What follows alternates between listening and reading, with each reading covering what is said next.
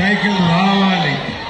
మన గుంతకల్ పట్టణంలో గత ప్రభుత్వం తెలుగుదేశం ప్రభుత్వం ఉన్నప్పుడు చంద్రబాబు నాయుడు గారు 1800 కోట్లు సంక్షేమం అభివృద్ధి చేశారు అంటే ఎవరైనా మీరు నమ్మగలుగుతారా? 1800 కోట్లు సంక్షేమము అభివృద్ధి చేశారు.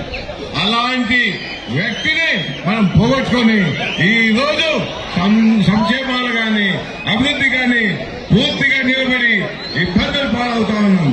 అన్ని వర్గీయుల వారిని మోసం చేసిన వైసీపీ ప్రభుత్వము జగన్మోహన్ రెడ్డికి బుద్ధి చెప్పే అవకాశం దగ్గరలోనే వచ్చింది.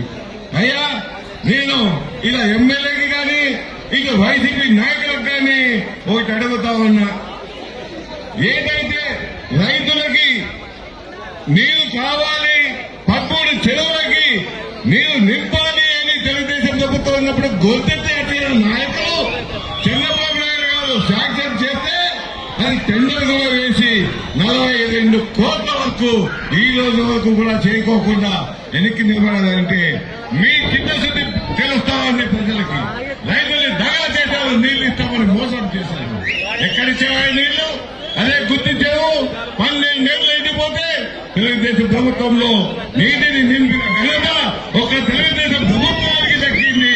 అది చంద్రబాబు నాయుడు ఆశీస్సులు అయిందని మీకు తెలియజేస్తా ఉన్నాం. మరి ఇవే కాకోకుండా ఈ రోజు మనం టిక్ ఇది చూస్తా ఉన్నాం. ప్రతి ఒక్కరు దానికి 500, 12,500, ₹1,00,000 కూడా కట్టి ఇల్లు రిజర్వ్ చేసుకున్నారు. మరి ఎవరికైనా ఒక్కరికైనా చేసేవా? తెలుగుదేశం ప్రభుత్వంలో ఉన్నప్పుడే 80% బిల్డింగ్లు పూర్తి చేయడం జరిగింది. 20% పూర్తి చేస్తే అది తెలుగుదేశానికి చంద్రబాబుకి పేరు వస్తుందని దాన్ని కంప్లీట్ చేయకుండా పావుడి గుత్తి గుంటగా నిలిపావు. 517 కోట్లు దానికి చంద్రబాబు నాయుడు గారు ఖర్చు పెట్టారయ్యా. ఇది ప్రజా సొమ్ము కాదా? మరి మీకు వైసీపీ ప్రభుత్వ ప్రతినిధులకు తెలియదా? వైసీపీ ఎమ్మెల్యేకి తెలియదా? ఇక్కడ ఆర్డీఓలకు కానీ కలెక్టర్ కానీ లేదంటే ఎంఆర్ఓకి తెలియదా? అందరికీ తెలిసినా కూడా ఏమీ లేని నిశ్చయంగా మిగిలిపోయారు.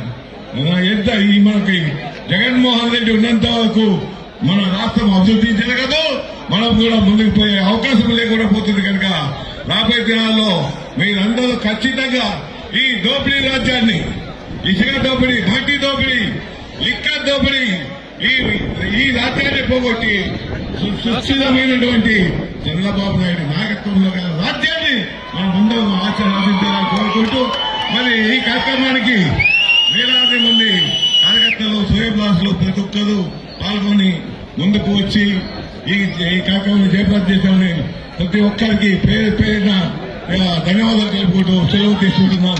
Thank you. నమస్తే.